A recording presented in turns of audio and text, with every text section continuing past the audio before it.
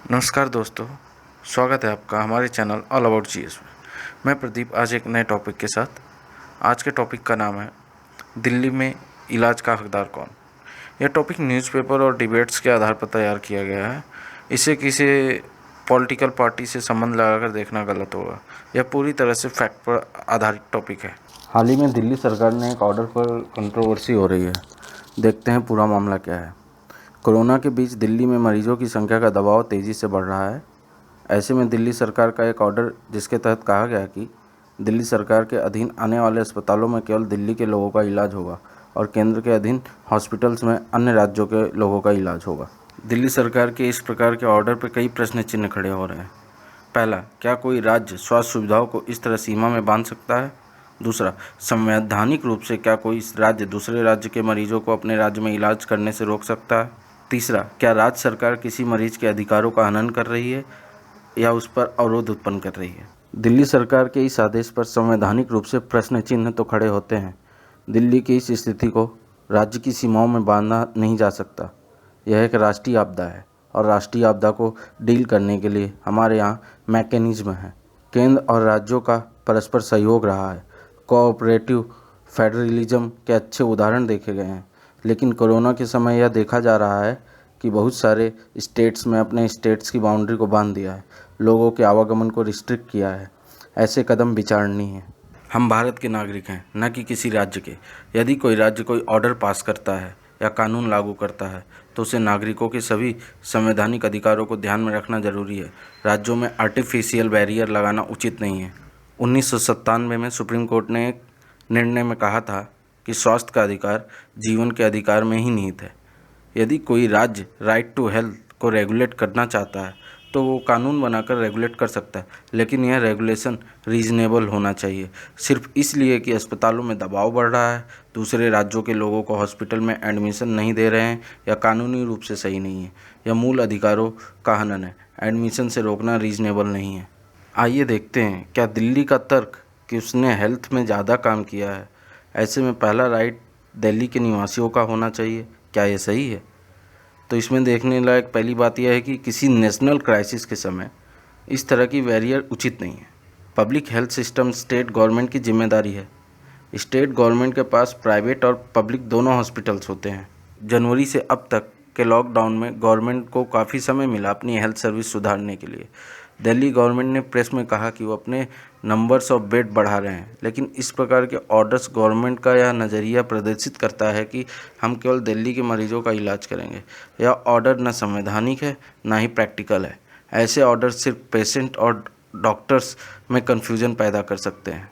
ऐसे में सिस्टम में गिरावट आएगी, मरीजों का इलाज नहीं हो पाएगा और मोर्टेलिटी रेट बढ़ेगी। हमारे संविधान का आर्टिकल 19(1) कहता है, भारत के नागरिक कहीं भी घूम सकते हैं, रह सकते हैं, निवास बना सकते हैं, कहीं भी काम कर सकते हैं। यदि कोई व्यक्ति दूसरे स्टेट से आकर काम करता है और कोविड इन्फेक्टेड हो जाता है तो क्या वह अपने होम स्टेट जाएगा इलाज कराने? क्या यह प्रैक्टिकली पॉसिबल है? दिल्ली सरकार का कहना है कि उन्होंने यह ऑर्डर एक रेफरेंडम यानी जनमत के आधार पर लागू किया है, तो इस पर भी कुछ प्रश्न उठते हैं। पहला है, तो क्या कोई भी राज्य उसकी जनता का राइट संवैधानिक तौर पर यह अधिकार देता है कि उस राज्य को स्वास्थ्य सेवाओं का पहला अधिकार होना चाहिए? दूसरा, जो ऑर्डर रेफरेंडम के आधार पर लागू किया जा रहा है, क्या संवैधानिक अधिकारों को लांघ रहे हैं या हनन कर रहा है? तो इसमें देखने वाली बात यह है, सरकारें बहुमत से तो बनती हैं, लेकिन सरकारें बन जाने के बाद सरकार के सभी निर्णय संविधान के प्रावधानों के दायरे में लेने होते हैं, न कि किसी रेफरेंडम के आधार पर।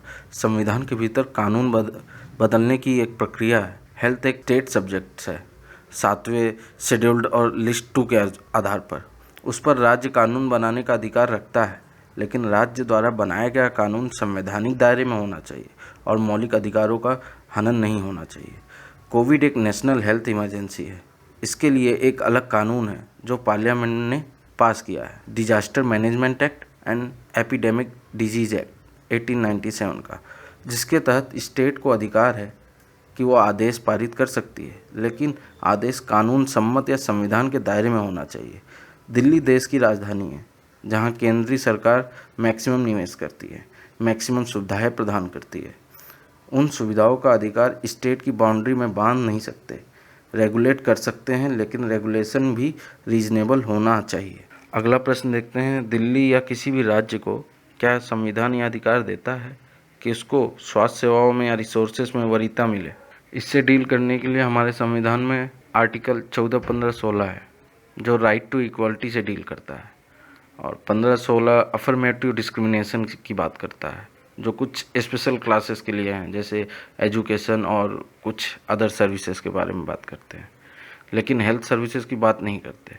हेल्थ सर्विसेज के सिटीजन्स के लिए नहीं, बल्कि किसी भी व्यक्ति के लिए है जो देश का नागरिक हो या ना हो। तो हेल्थ सर्विसेज में किसी भी प्रकार का भेदभाव सही नहीं है। अब हम बात करते हैं डॉक्टर्स की समस्या की। वो दोनों तरफ से फंसे हैं। अगर वो ऑर्डर्स फॉलो नहीं करेंगे तो उन्हें सरकार की तरफ से सज़ा का भागीदार होना पड़ेगा। इसके अलावा अगर वो ऑर्डर फॉलो करते हैं तो उन्हें मेडिकल काउंसिल के रेगुलेटरी सिस्टम से दंड मिलने की चांसेस हो सकते हैं अनइथिकल प्रैक्टिस के लिए, क्योंकि डॉक्टर को यह अधिकार नहीं कि वो यानी पेशेंट को कोई सुविधा देने से मना कर दे। वैसे एलजी ने इस ऑर्डर को अपने एक ऑर्डर के द्वारा समाप्त कर दिया है, लेकिन यूपीएससी प्रोस्पेक्ट से अगर देखें तो ये फंडामेंटल राइट्स को डायरेक्टली रिलेट करता है, इसलिए इम्पोर्टेंट हो जाता है, और साथ ही जीएस पेपर 2 और 4 से भी ये रिलेट करता है। तो इस टॉपिक को हमें देखना बनता है। Thank you very much.